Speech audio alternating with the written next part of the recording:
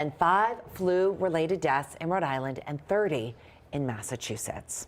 Well, new this morning, it's kind of a new proposal, and it's calling for shifting more of Rhode Island's educational costs from the state away from cities and towns. Yeah, the Rhode Island Foundation is unveiling a school funding formula plan that they want lawmakers to consider. The plan was created by a commission of education, municipal, and child advocacy leaders over this past year.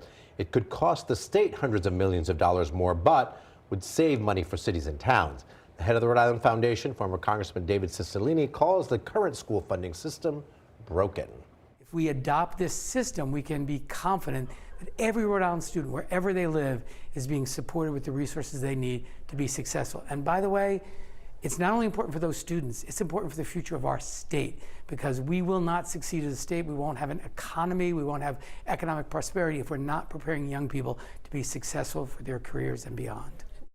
The plan calls for cities and towns to pay what they can for education based on property tax revenues, and for the state to fill in the rest.